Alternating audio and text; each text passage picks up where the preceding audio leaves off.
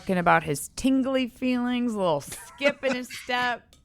I mean, what more could you want from the guy? Michelle, stop it. Out of the 3 minutes and 30 seconds, those 3 words is the thing you pulled out of that was the tingly feeling? He said it 5 seconds ago. Recency, I guess. No, the man has a way with the words. He knows how to pick them. He has his little Jerryisms. He knows how to pick them.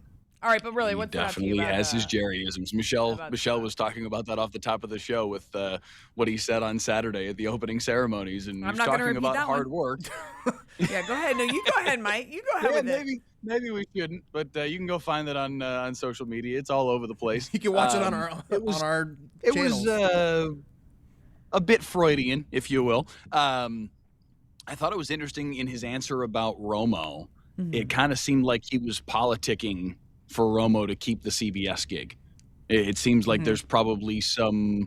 It wouldn't surprise me. I'm not saying this is based on any reporting. This is just, based on what he said there. It wouldn't surprise, and just knowing his relationship with the networks wouldn't surprise me if he's making phone calls to say, hey, I understand the guy made a mistake. I understand he's got to pay his penance, but, let him come back at some point.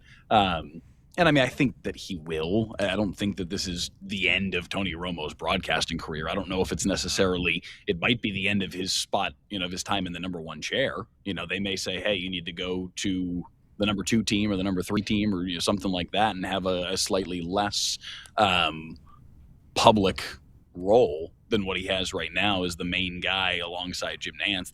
That might be, I don't know if any of you guys have read Andrew Marchand's reporting on this for The Athletic, but he's been deep in the weeds on this, talking about not just the ramifications, obviously, of Romo's OWI, but also the fact that this comes at a time where his performance has been slipping, has been criticized, has been not, frankly, what it was early on in his time at CBS. So does CBS use this as a vehicle to make the change that maybe they needed to anyway? Now, we'll see what shape that actually takes, but it is interesting that Jerry certainly sounds anyway like somebody who's trying to curry whatever influence he can in that space and try and help Romo not lose that opportunity. So Jerry politicking.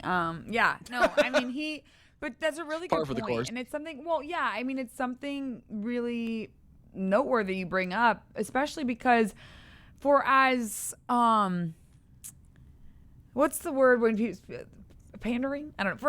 For as much as he talks, some of the things that he says, most of the things that he says, like, he knows the intent behind it, or it is calculated and to some extent.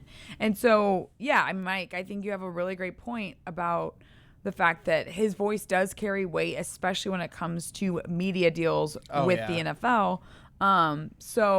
Any kind of goodwill that he can put out there, especially because he does have such a long-standing relationship with Romo. And we kind of talked about this last week when this situation was brought up. Like, every human being makes mistakes over the course of time, over the course of their life. You can't judge a person's character on just one instance like this. Sure. And I think that's the point that Jones was trying to drive home in a time where Tony Romo is taking a lot of slack. He did. He mentioned he's like, this is he was speaking to the person that he knows. Don't take this one incident and run, and make judgments off of that. But he was kind of just like throwing him a bone. I know this guy, and he obviously has a lot of love for Tony Romo. So it doesn't shock me at all that, he's given support for his former quarterback.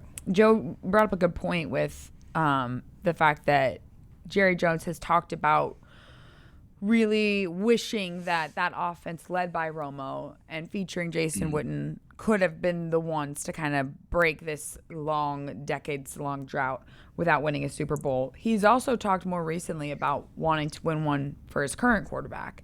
And the fact that the offense was so good last year, I mean, he pointed to it. He was like, look, it was a testament to kind of what we put together. And we've known that Jerry's always been willing to put money on the offensive side of the ball. But I think it's been interesting to me to see Dak's veteranness And I don't just mean leadership when it comes to the guys in the locker room, but I think his overall presence, almost commanding the same level of like commitment from the front office. And they've backed that up with the moves that they made on defense. And then to hear him say that, he felt like they had to doctor it up on the other side, for him to back that up with some of the moves they made. Look, they had to do surgery on that defense. They're putting pads on for the very first time. Like, we haven't seen a single defensive literal tackle on the field with this roster. But you look at what we've seen. Like, you got out there Saturday, you saw practice, firsthand. Jayshon Barham, oh my gosh. Yeah, you got it. Yeah, you're right. Barham, you're sorry. Right. Yeah. Has been really impressive. Rashawn Gary, like the presence that he has on the defensive side of the ball. You look at a DeMarvion Overshown, who's taking a lot more leadership in terms of communication. And then you have the guys like Caleb Downs, even Shavon Revel. It all feels like it's in a better spot than it was this time a year ago. I think Dak's sentiments have echoed that. But yeah, it's interesting to hear Jerry kind of back up some of his words with a little bit more action, Yeah, no, this was an active offseason. This was an offseason where they did make significant changes to their defense. Is it enough?